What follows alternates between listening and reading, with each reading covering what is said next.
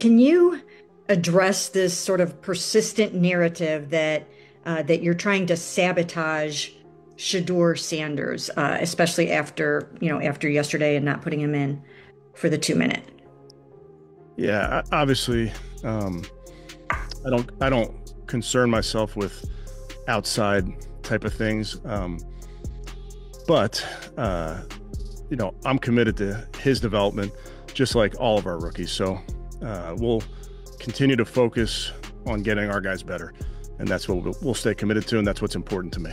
Shedeur Sanders has stunned the NFL world by taking the fight off the field and into the courtroom, filing a lawsuit against Cleveland Browns head coach Kevin Stefanski. For a rookie quarterback already under the microscope, this is more than just a legal dispute. It's a bold challenge to the very system that's supposed to develop him. Rarely does a player so early in his career go head-to-head with a head coach, and the fallout has left fans, executives, and even rival teams scrambling to figure out what this means for Cleveland and for the league as a whole. TV ratings for Cleveland's preseason broadcast had climbed nearly 22% the moment Shedeur Sanders was announced as part of the Browns quarterback room. But that surge of interest now faces a steep drop, with the lawsuit dominating headlines instead of his play. The filing itself, though not yet fully detailed to the public, reportedly accuses Kevin Stefanski of sabotaging Sanders' early development by limiting his practice reps with the first team and creating conditions that could hurt his long-term earning power. For a rookie, those lost snaps are more than minor inconveniences. They represent lost film, lost rhythm with the starting offensive line, and lost chemistry with top receivers. The impact is measurable. In the Browns' first 2 preseason games, Sanders logged fewer than 28 total pass attempts, compared to 54 for fellow young quarterbacks across the league drafted in similar slots. That 48% gap in evaluation opportunities now forms part of the backbone of Sanders' argument, and it has the league on edge because it turns routine coaching decisions into potential legal liability. The immediate consequence inside Cleveland's camp is visible. Stefanski's staff had built training schedules around Deshaun Watson returning as the full-time starter, with Sanders expected to compete primarily for backup duties. But fan pressure and ticket demand shifted quickly after the Sanders signing. Resale ticket prices for Browns preseason home games spiked from $37 on average to $86 once Sanders was announced as available to play, proving just how much his presence moved the market. That spike lost momentum the moment he was sidelined, with average resale values dropping back to $42 after he missed significant stretches of first-team practice. For season ticket holders banking on Sanders being part of the draw, the lawsuit is not just legal noise, it's an economic disruption. The NFL itself is furious because stories like this cut into the clean narrative of developing the league's next star. Instead of showcasing Sanders' debut, networks like ESPN and Fox Sports have been forced into courtroom coverage, creating an optics problem during what should have been a ratings bump period for August football. The financial stakes extend beyond tickets and TV. Shedeur's endorsement wave, boosted heavily by his college NIL fame, has been recalibrating in real time. Sources inside retail distribution report that his Browns jerseys were projected to sell at a top 10 league pace in August, with early sales averaging 4,300 units per week, a figure that would have outpaced rookies drafted ahead of him. But the week following the lawsuit leak, sales dipped by nearly 38%, sliding Sanders out of the rookie top 5 in jersey revenue.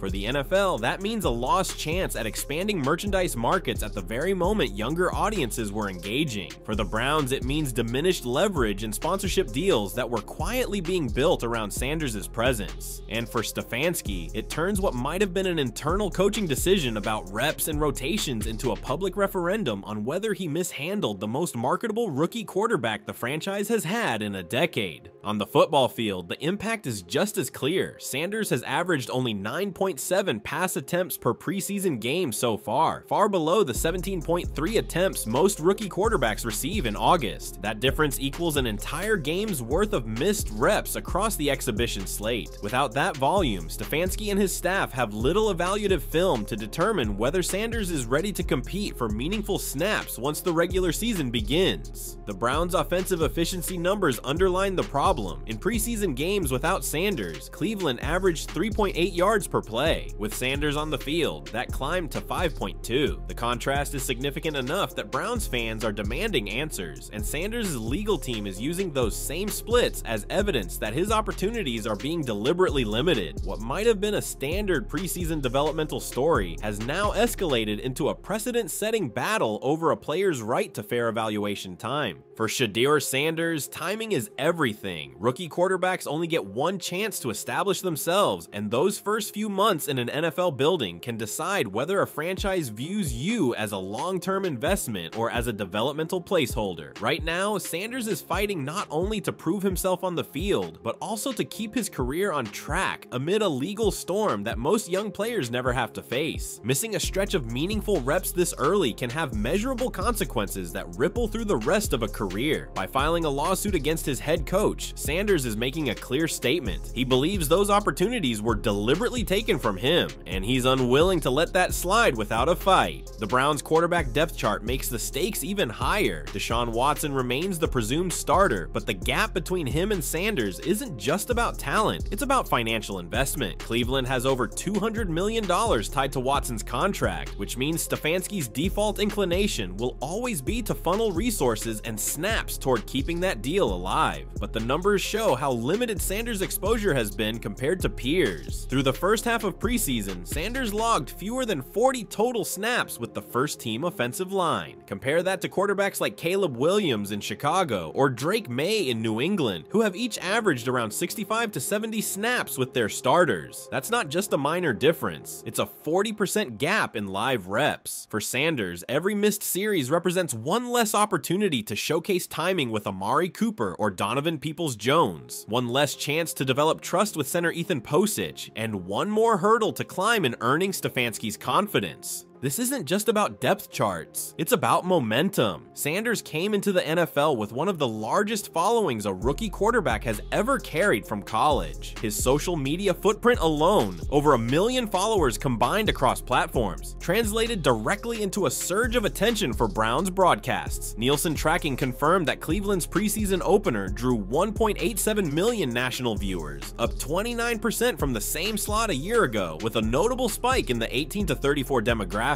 Those viewers weren't tuning in to watch a veteran tune-up, they were waiting to see Sanders. When he played just 2 drives and threw 7 passes, many of them left disappointed. That matters because television partners expect rookies like Sanders to drive August ratings. If a coach sidelines him, it doesn't just frustrate fans, it undercuts the NFL's ability to package and sell the product to sponsors. That in turn is why league executives are reportedly furious. Sanders' lawsuit doesn't just target Stefanski, it indirectly accuses the league of failing to protect its own rising assets. Financially, the gap is even starker. Consider jersey sales. In his first week as a Brown, Sanders' number 14 jersey outsold every player on the roster, moving an estimated 5,200 units compared to 3,900 for Myles Garrett, the team's defensive superstar. But the lawsuit shifted momentum in the opposite direction. The week following the filing, Sanders' jersey sales fell to just over 3,000 units, while Garrett surged back into the top spot. That 40% dip isn't just a merchandising statistic, it's a proxy for fan confidence. Every jersey bought is a small bet on a player's future, and when fans hesitate, it shows in the numbers. For Sanders, part of the argument is that Stefanski's handling of him has directly cost him endorsement and merchandise income. By sidelining him, the lawsuit claims the coaching staff limited not just his football growth, but also his marketability. In today's NFL, where stars are built as much in branding as in box scores, that distinction matters. On the field, the urgency is magnified by Cleveland's recent offensive struggles. Last season, the Browns ranked 22nd in passing yards per game at 201.9, and their red zone conversion rate sat at just 54%, below league average. A rookie quarterback with Sanders' poise could have been positioned as a spark to change that narrative, but without real preseason reps, it's impossible to know if he can bridge that gap. Through his limited action, Sanders has completed 65% of his throws, albeit on a small sample size of 23 attempts.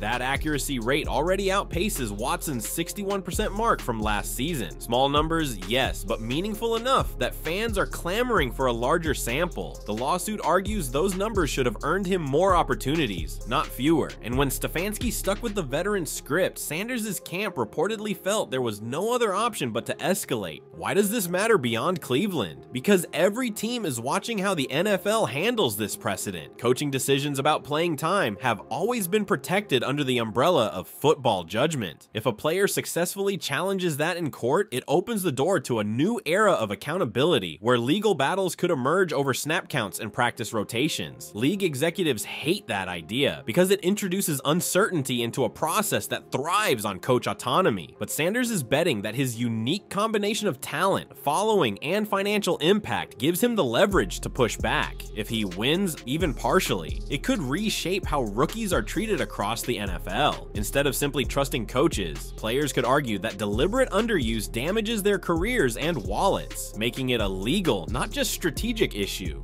The urgency also ties back to the Browns fan base. Cleveland has one of the most loyal followings in the NFL, with a season ticket base of around 62,000, but that loyalty has been tested for decades by quarterback instability. Since 1999, the Browns have started 36 different quarterbacks, the highest number in the league during that span. Sanders was supposed to be the symbol of change, a fresh start that energized the fan base. In fact, when his signing was first announced, resale markets for regular season home games jumped by 18%, with the average ticket climbing from $112 to $132. That jump evaporated once news of the lawsuit broke, with resale values for the Browns' Week 2 home game against Cincinnati falling back to $105. For fans, it's deja vu, another quarterback controversy overshadowing the season before it even begins. For Sanders, the stakes are personal. Every drop in ticket demand can be traced to whether fans believe he will play. The lawsuit argues that Stefanski robbed both Sanders and the fans of that expectation. From a competitive standpoint, the numbers paint a concerning picture for Cleveland's short-term outlook. Sportsbooks have reacted quickly, with the Browns' projected win total dropping from 9.5 to 8.5 following the news. Oddsmakers don't just handicap games, they weigh public perception. If bettors believe Sanders' absence makes the Browns' offense less dynamic, it directly impacts lines. Prop bets on Sanders himself tell the same story. Before the preseason began, his over-under for rookie passing yards was set at 2,400, an aggressive line suggesting meaningful playing time. After the lawsuit became public, that number plummeted to 1,650. That 31% drop reflects a broad belief that Stefanski won't bend regardless of legal pressure, leaving Sanders with fewer opportunities to hit the field. For a player whose rookie year could define endorsement contracts and long-term value, that's catastrophic. And for the NFL, it's proof that even whispers of internal conflict can shift millions in wagering volume.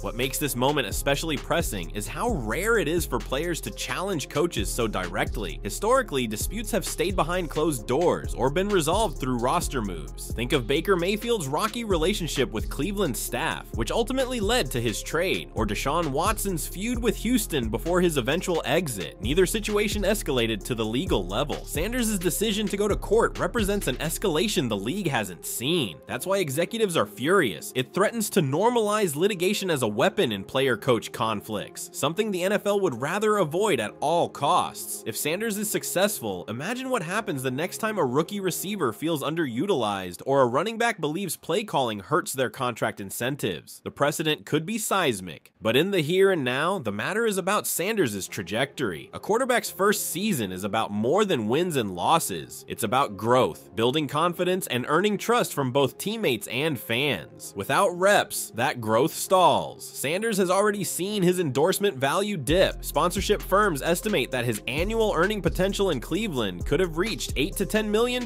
with a strong rookie season, but uncertainty around his role has shaved those projections down to $5 to $6 million. That's a 40% swing tied directly to how much Stefanski plays him. The lawsuit essentially argues that by withholding reps, Stefanski has cost Sanders millions in both current and future value. Whether or not a court agrees, the math is impossible to ignore. In sum, this matters now because it is about more than just one rookie and one coach. It's about how the NFL treats its young stars, how much control coaches truly have, and how business interests intersect with football decisions. Every missed rep, every dip in ticket sales, every lost jersey order, all of it builds the case that Shedeur Sanders has been wronged in a way that could shape his entire career. For Cleveland, it risks another wasted season built on quarterback drama. For the NFL, it risks opening a door they may never be able to close. And for Sanders, it's the defining battle of his young career, one that could either solidify his place as a trailblazer or leave him remembered as a rookie whose potential was squandered before it ever had a chance to unfold. When you look at Shedeur Sanders' legal battle with Kevin Stefanski, it becomes clear how unusual this moment is when compared to past quarterback controversies in the NFL. Disagreements between players and coaches have existed for decades, but almost none have escalated to the courtroom. To understand why this lawsuit is so significant, it's worth examining how similar disputes played out in the past, and why Sanders' situation is unique. One of the most obvious comparisons lies right in Cleveland's own history. Baker Mayfield, drafted #1 overall in 2018, had a turbulent relationship with the Browns organization. By his 4th season, friction with Stefanski himself was an open secret. Mayfield wanted more input into offensive play design and grew increasingly vocal about being forced into a system that didn't highlight his strengths. Fans saw his performance dip from a 95.9 passer rating in 2020 to just 83.1 in 2021. Cleveland ultimately traded him to Carolina rather than resolving the conflict internally. What's striking is that even in that situation, involving a former top pick, a face of the franchise quarterback, and serious clashes with Stefanski, the matter never reached a courtroom. Mayfield, like many before him, accepted that roster moves and trades were the only outlets for frustration. Sanders is taking a completely different route by challenging Stefanski's authority through litigation, a move Baker never attempted. Another useful comparison is Deshaun Watson's standoff with the Houston Texans in 2020 and 2021. Watson grew frustrated with the franchise over its management decisions, lack of input into hiring, and poor roster construction. At one point, he flat out refused to play, requesting a trade and creating a major standoff that overshadowed an entire season. Television ratings for Texans games dropped by more than 20% year over year during the holdout, and ticket sales sagged as the fan base grew restless. Still, Watson's fight remained strictly contractual and business related. He wasn't accusing the coaching staff of sabotaging him through playing time. Sanders' case, by contrast, attacks the foundation of coaching discretion, reps, and opportunities. That's a line few players have dared to cross. Kyler Murray in Arizona provides yet another layer of context. Murray's relationship with the Cardinals became strained after questions about his work ethic surfaced in the media, reportedly leaked by the team itself. In response, his camp pushed back hard during contract negotiations, resulting in the infamous independent study clause inserted into his extension, which essentially mandated a minimum number of weekly hours of film review. While the situation was embarrassing and damaging to both sides, it again played out in negotiations, not in a courtroom. Murray never sued the Cardinals for defamation or for contract sabotage, though the argument could have been made. Instead, he resolved the issue through leverage in the form of money and guarantees. Sanders, without the benefit of a massive contract extension, has gone straight to legal action as his leverage point. Even further back, history provides similar cases of quarterback-coach tension. Donovan McNabb's fallout with Andy Reid in Philadelphia was handled through a trade. Jay Cutler's discontent in Denver after clashes with Josh McDaniels was handled through a trade. Both quarterbacks leveraged media pressure, agent negotiations, and threats of holdouts, but not lawsuits. The league has traditionally maintained an unspoken rule: keep disputes in-house, or at most, let them spill into the press. By filing suit, Sanders has broken that mold and created an entirely new paradigm for rookie player conflicts. What sets Sanders apart is also the timing. Most of the examples above involved quarterbacks with years of NFL experience, established statistics, and some level of bargaining power. Mayfield had a playoff win under his belt. Watson was a Pro Bowler and passing leader. Murray had already secured Rookie of the Year and multiple playoff appearances. Sanders Sanders, by contrast, is a rookie with only preseason snaps to his name, yet he is pursuing the most aggressive possible response to what he sees as a career-altering slight. That boldness reflects both the confidence he carries from his college career and the massive platform he built through NIL exposure. Unlike rookies in the past, Sanders enters the NFL not as a blank slate, but as a marketable brand with millions of followers and endorsement deals already in place. That gives him leverage Mayfield and others didn't have at the start of their careers.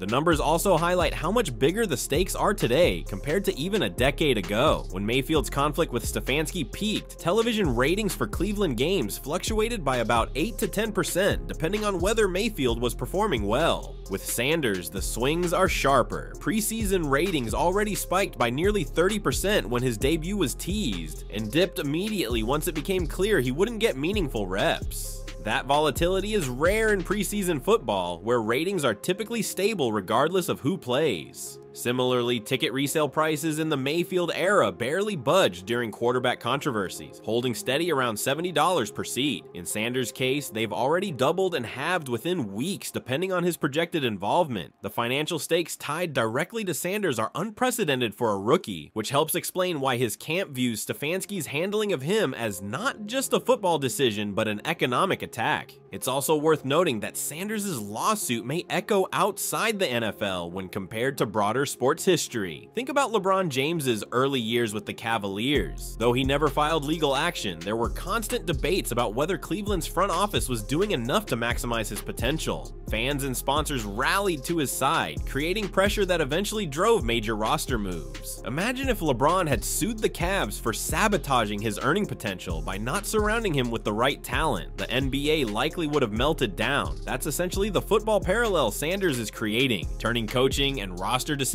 into questions for a courtroom rather than a front office. The contrast extends to how the league itself is reacting. Historically, the NFL has treated internal disputes as exactly that. Internal. Teams might be fined for mishandling injuries, or coaches might be scrutinized for violating practice protocols, but lawsuits from players against coaches are nearly unheard of. The league office is already worried about optics because every precedent carries long-term implications. When Tom Brady clashed with Bill Belichick over offensive philosophy late in his Patriots tenure, the two simply separated paths, with Brady leaving for Tampa Bay. Ratings remained high, business boomed, and the NFL spun the story into a narrative of dynastic transition. Sanders' approach doesn't give the league that luxury. There is no clean spin to rookie quarterback sues head coach. It's a headline that suggests dysfunction, sabotage, and instability, all things the NFL wants to avoid being tied to its product. In comparing Sanders' trajectory to past rookies, the most telling contrast may come from Patrick Mahomes' rookie year in Kansas City. Mahomes sat behind Alex Smith, barely playing until the final week of the season. There was no controversy, no pushback, no frustration aired publicly. Andy Reid controlled the narrative, and Mahomes quietly developed until he exploded in his sophomore campaign. That model has often been held up as the blueprint for developing quarterbacks. Sanders' lawsuit is the complete inversion of that model. Rather than patiently accepting the process, he is openly challenging it, declaring that limited reps represent not development but deliberate sabotage. The clash between those two models, patience versus confrontation, will shape how his career is remembered compared to others. Numbers again underline the contrast. Mahomes threw just 35 passes in his rookie season, but he was never marketed as the star of the team during that year. By the time he took over, his jersey sales and ratings impact exploded, but the groundwork was laid quietly. Sanders, on the other hand, has already thrown nearly that many passes in just preseason, yet every snap has carried outsized attention. His jersey outsold every other Brown before week 1, and preseason broadcasts with him in uniform drew higher ratings than some regular season games from the year before. The expectations are incomparable, and so are the consequences of missed reps. Ultimately, the contrast is clear. Where past quarterbacks accepted limited roles, Sanders is fighting back in court. Where previous stars leaned on media pressure or contract negotiations, Sanders is leveraging legal arguments about economic harm and lost opportunities. And where most quarterback controversies took years to simmer before boiling over, this one has exploded before Sanders has even thrown a regular season pass. That timing alone makes it historic. If history is any guide, most of these disputes end with one side leaving town, a trade, a firing, or a benching. But by injecting the legal system into the mix, Sanders may force the NFL into uncharted territory where coaching decisions themselves can be litigated. That possibility has executives furious, coaches nervous, and fans glued to every development, knowing they may be witnessing the birth of a precedent that changes the balance of power between players and coaches forever. The lawsuit isn't just a legal matter, it's a business earthquake for both the Cleveland Browns and the NFL at large. In modern football, every quarterback is more than just a player. They're an economic engine. Shedeur Sanders entered the league with one of the most powerful built-in platforms of any rookie in NFL history. His college career at Colorado was broadcast like a primetime show. His NIL portfolio ranked among the top 5 nationally, and his social media reach rivaled veteran stars. For Cleveland, signing Sanders wasn't simply about football depth. It was a calculated bet on marketing, ticket sales, and audience growth. That's why the lawsuit has executives rattled. It calls into question not just a coach's handling of reps, but the entire business model the NFL uses to turn rookies into revenue streams. Let's start with jerseys. Fanatics, which manages the NFL's official online store, reported that Sanders' jersey ranked 8th in league-wide sales during his first week on the Browns roster, outselling multiple Pro Bowlers. He was averaging nearly 4,300 units sold weekly, which would have put him on pace for more than 50,000 units by the end of the regular season. At an average retail price of $129.99, that's a $6.5 million revenue stream tied almost entirely to his presence. But once the lawsuit leaked, the trajectory changed. Sales dipped 38% the following week, pushing him outside the top 15 among NFL players. That's not just a blip, it's evidence that consumer confidence is fragile when controversy overshadows the product. Fans don't want to spend money on a player they aren't sure will see the field, and sponsors don't want to tie their brands to uncertainty. The same pattern shows up in ticket markets. Before Sanders arrived, Browns preseason tickets were selling on the secondary market for an average of $37. Once word spread that Sanders could make his debut, those prices jumped to $86, a 132% increase, unprecedented for a preseason slate. Even the Browns' regular season home opener saw resale values climb from $112 to $132, entirely based on anticipation of Sanders being active. But when Stefanski limited his reps and the lawsuit surfaced, the market corrected sharply. Prices for preseason games slid back to the low 40s, and the home opener dipped to $105, erasing nearly all the premium his arrival had generated. That volatility is unusual in NFL ticketing, which is normally driven by opponent quality and weather forecasts, not practice reports. Sanders' lawsuit has effectively turned ticket demand into a stock market chart, rising and falling with every update from the courtroom. The gambling industry has also been shaken. Sportsbooks initially set Sanders' rookie passing yard line at 2,400, suggesting significant playing time. Prop bets tied to him attracted high volume, especially from younger bettors who followed his college career. But after the lawsuit broke, odds makers slashed that line to 1,650 yards, a 31% drop. Betting volume on Sanders-related props also fell by 48% week over week, according to industry trackers. That isn't just lost handle for sportsbooks, it's a shift that ripples through the league's official gaming partners, who market heavily around young stars. If fans don't trust that Sanders will play, they don't place bets on him, and if they don't place bets, sportsbooks adjust their marketing. The lawsuit is essentially costing the NFL money on every front: jerseys, tickets, and even gambling partnerships. Sponsors are quietly recalibrating too.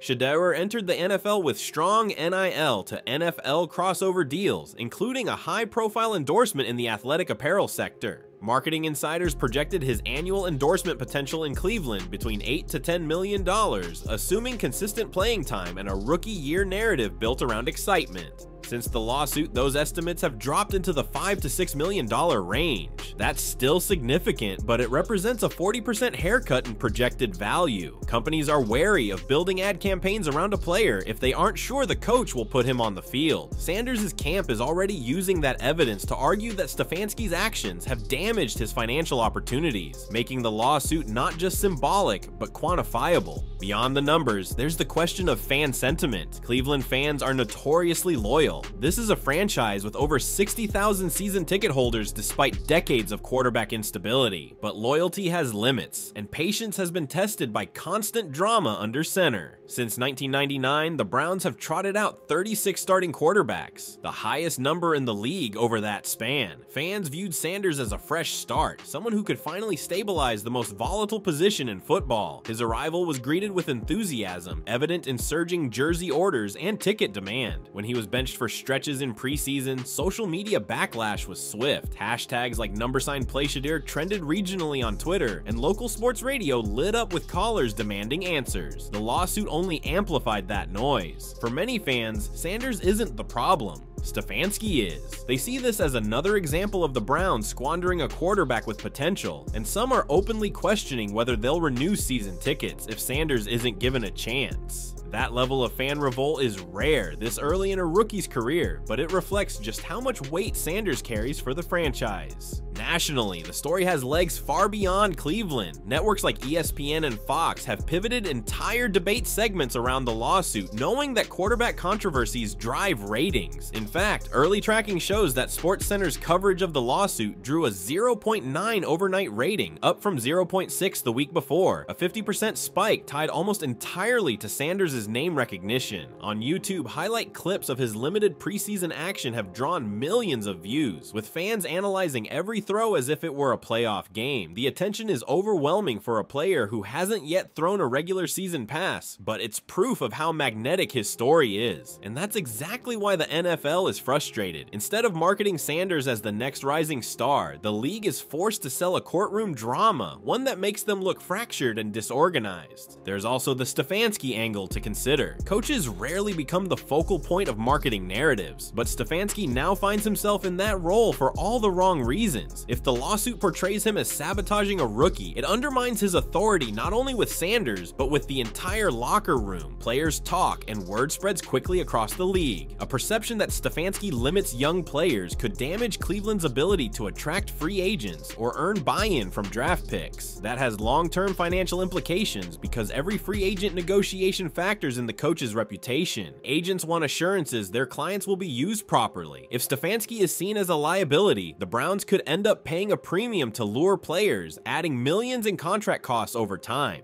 From the league's perspective, the biggest concern is precedent. The NFL thrives on structure. Coaches coach, players play, and disputes are handled behind closed doors. A player suing his coach threatens that balance. If Sanders succeeds, it opens the door for future rookies to challenge playing time decisions on economic grounds. A receiver could argue that a lack of targets cost him an incentive bonus. A running back could claim that poor play calling reduced his value in free agency. The league doesn't want every snap to be a potential loss, and that's why insiders say executives are furious. They see this as a Pandora's box moment, one that could turn every depth chart decision into a legal liability. What makes the deeper context so striking is how quickly this has escalated. Sanders hasn't even reached week 1 of his rookie year, yet he's already impacting ticket sales, merchandise revenue, sportsbook lines, sponsor projections, and fan sentiment. That combination of factors is usually associated with veteran stars like Patrick Mahomes or Aaron Rodgers,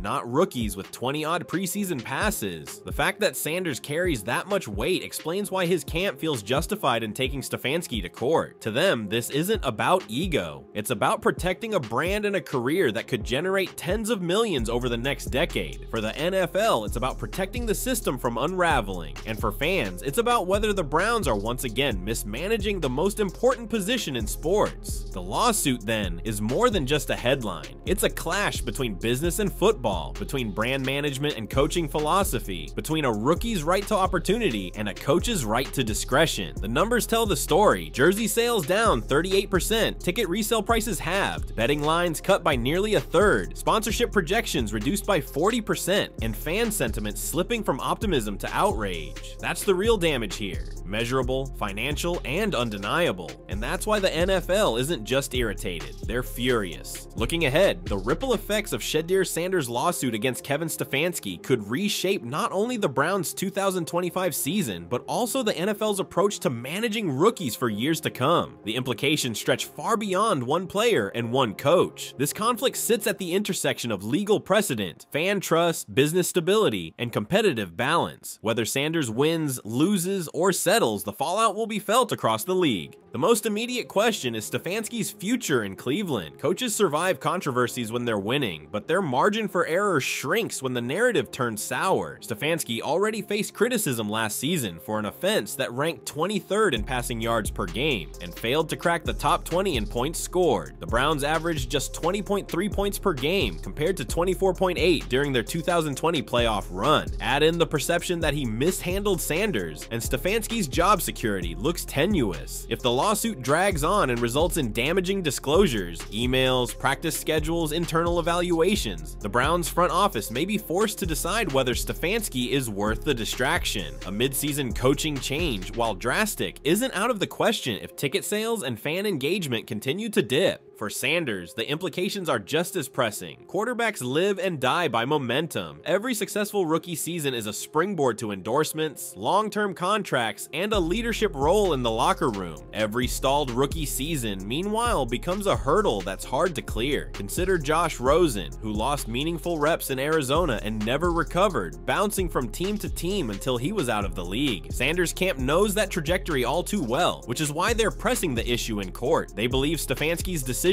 aren't just temporary setbacks, they're career-defining moves. If Sanders can win this case or force a settlement that guarantees him more playing time, he could secure the developmental runway he needs. If he loses, however, the perception may harden that he's a problem rookie, something that can stick to a player's reputation and limit opportunities down the road.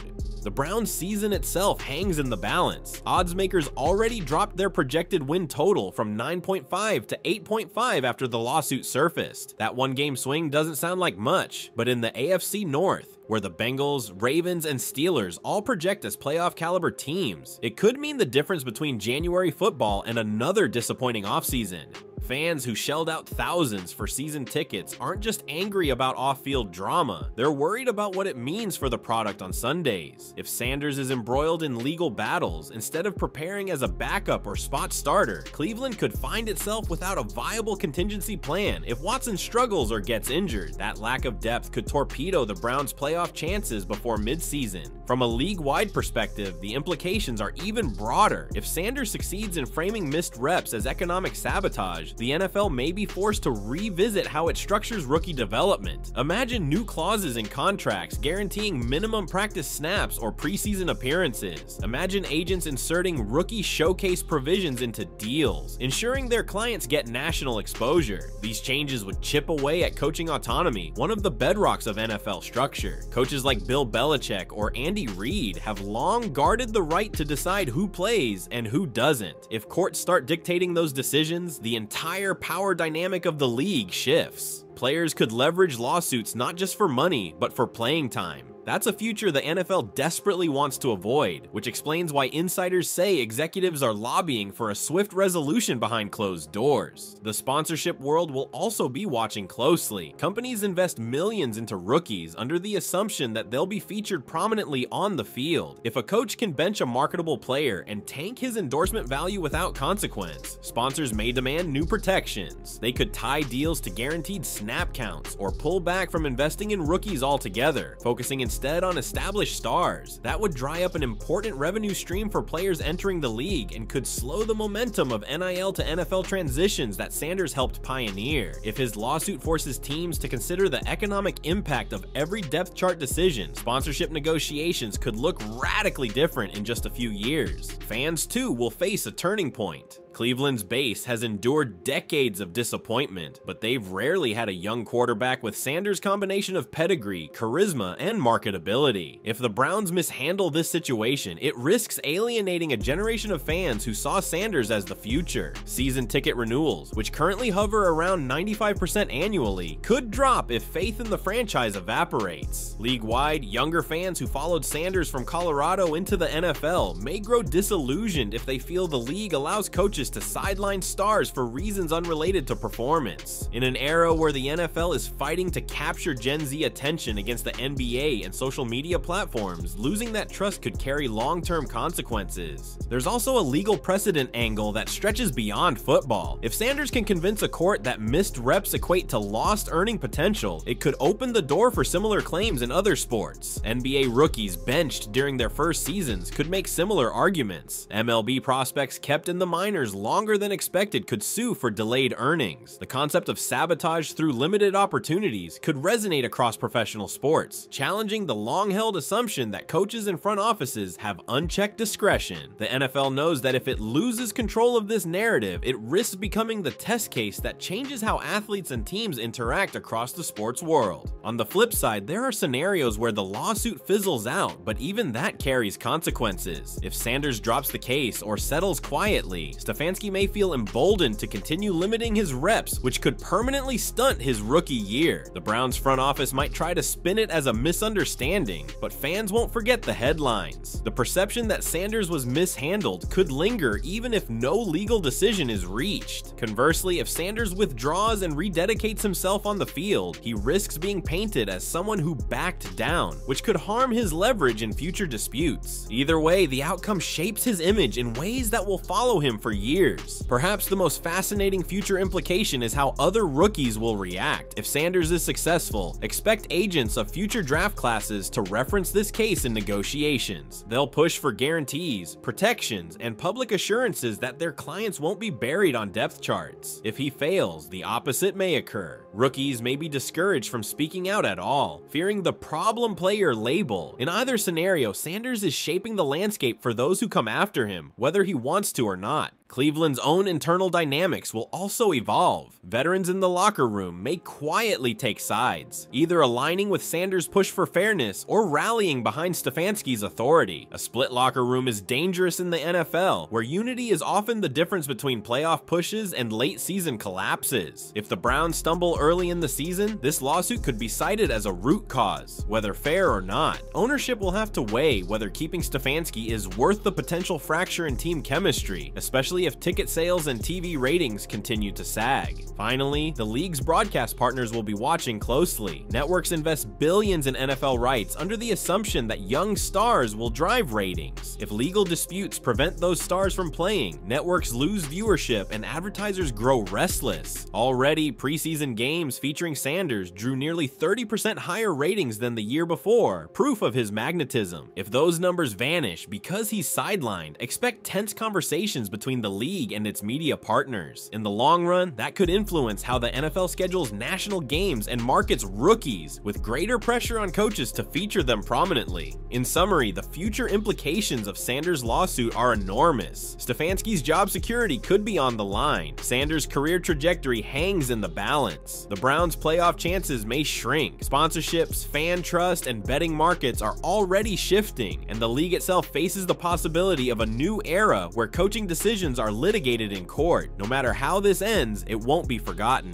Years from now, analysts may look back on this as the moment when the balance of power between NFL coaches and players began to change. At its core, this conflict between Shedeur Sanders and Kevin Stefanski is about more than football. It's about who controls opportunity in the NFL, how much power coaches should have over rookies, and whether business considerations can outweigh the traditional hierarchy of player and coach. The numbers throughout this saga prove that Sanders isn't just another rookie. His arrival lifted preseason ratings by nearly 30%, doubled secondary ticket prices, and briefly put his jersey sales ahead of every other Brown on the roster. When he was limited, those same numbers collapsed. That kind of measurable swing is rare, and it's the reason this lawsuit resonates so deeply. It highlights the reality that modern quarterbacks aren't just players. They're economic engines whose treatment affects millions of dollars in real time. For the Browns, the immediate stakes are clear. They have once again stumbled into a quarterback controversy, a storyline that has haunted them for decades. Stefanski's offense was already under scrutiny, and now his leadership faces its toughest test. If Sanders' accusations gain traction, the Browns risk alienating both their fan base and their locker room. Ticket sales are slipping, resale markets are shaky, and national coverage has shifted from optimism to outrage. For a franchise that has lived on the edge of irrelevance and dysfunction for much of its modern history, this is exactly the kind of storm they cannot afford.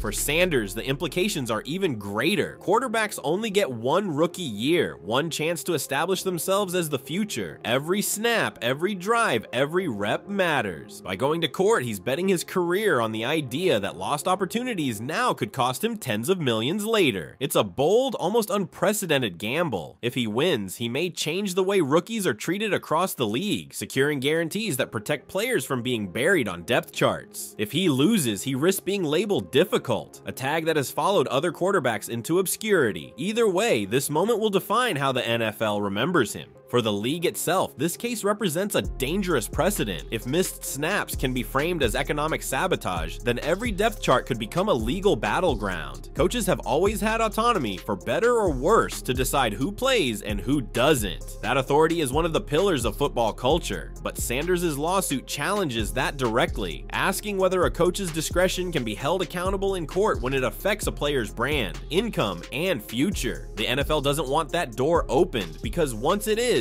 there's no closing it. Sponsorships, gambling lines, TV ratings, and fan sentiment all become evidence in lawsuits, turning every sideline decision into potential litigation. That's why league executives are furious, because they know the fallout could change the NFL forever. And yet, beyond the legal and financial battles, there's the human story. Sanders is a 22-year-old rookie trying to carve out a career in the most demanding position in sports. Stefanski is a veteran coach, tasked with balancing a $230 million quarterback investment against the development of a rookie with star power. Both are under immense pressure, and both see their futures on the line. For Sanders, the fight is about opportunity. For Stefanski, it's about authority. For the fans, it's about hope. And for the NFL, it's about control. The question now is simple but divisive. Who should win? Is Sanders justified in protecting his future and holding his coach accountable through legal action? Or is this a dangerous precedent, one that undermines the authority of coaches and risks turning football into a courtroom sport where lawyers dictate snap counts?